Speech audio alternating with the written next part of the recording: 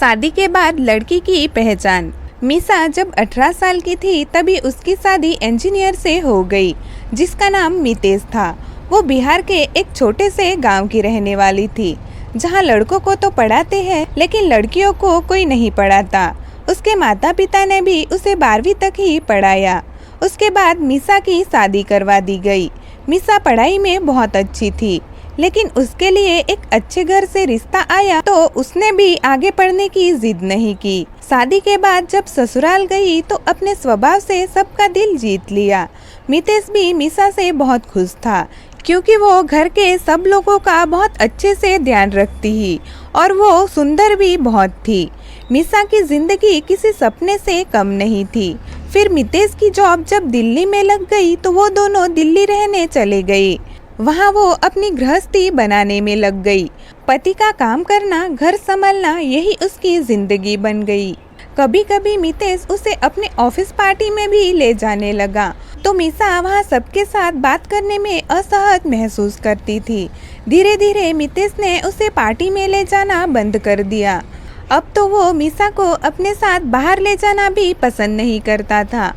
पता नहीं क्यों लेकिन अब मितेश को मीसा का कम पढ़ा लिखा होना खटकने लगा था।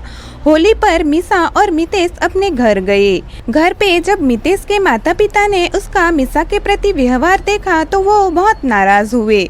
उन्होंने इसका कारण पूछा तो मितेश ने मीसा से अलग होने का अपना निर्णय सुना दिया। मीसा को कम पढ़े लिखे होने की इतनी बड़ी सजा मिलेगी उसने सोचा भी नहीं था।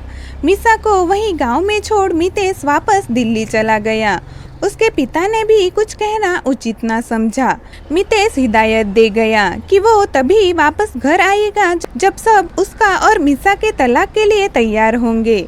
मितेश के जाने के बाद मीसा के ससुर ने उसका एक अच्छे इंजीनियरिंग कॉलेज में एडमिशन करवाया। थोड़ी परेशानी हुई लेकिन मीसा के 12वीं में अच्छे नंबर थे तो उसे एडमिशन मिल गया। मीसा भी अपनी पढ़ाई मन लगाकर कर रही थी। उसकी सास उसे घर का काम भी नहीं करने देती थी। मीसा अपने सास ससुर के फैसले से बहुत खुश थी। 4 साल बाद मीसा ने अपने कॉलेज में टॉप किया और वो एक अच्छी इंजीनियर बन गई। अब मितेश को उसके पिता ने फोन किया और कहा कि अब आके वो मीसा को तलाक देना चाहता है तो दे सकता है। ये सुन मितेश को खुश होना चाहिए पर वो दुखी था। वो 4 सालों में मीसा को बहुत याद करता था। उसने घर आकर अपने पिता से कहा, पापा मैं मीसा के साथ ही रहना चाहता हूँ। मुझे माफ़ कर दीजिए कि मैंने उसकी पढ़ाई की वजह से उसे कम आंका था। पर उसके पिता बताते हैं कि मीसा तो घर पर है ही नहीं और अब उसने बहुत देर कर दी है और अब वो पहले वाली मीसा नहीं रही। ये सुन मितेश ने कहा कि अब वो किसी भी कीमत पर उसे तलाक नहीं देगा। ये कहकर मितेश मीसा के घर गया तो वहाँ जाकर पता चला कि मीसा तो किसी त्योहार पर ही सिर्फ घर आई थी। अब मितेश को समझ ही नहीं आ रहा था कि उसे कहाँ ढूंढे। वो अपने घर आया और उसके लिए एक खत लिखकर अपने पिताजी को देकर चला गया। वो जब ऑफिस पहुंचा तो पता चला कि सब लोग किसी न्यू ज्वाइनिंग के बारे में बात कर रहे थे। वो अपनी सीट में उदास बैठा था कि अचानक मीसा ने आके कहा, मिस्टर मितेश क्या आप लंच के लिए नहीं चल रहे? मितेश मीसा को देख हक्का बक्का रह गया। वो सिर्फ इतना ही कह पाया, न्यू ज्वाइनिंग तुम हो?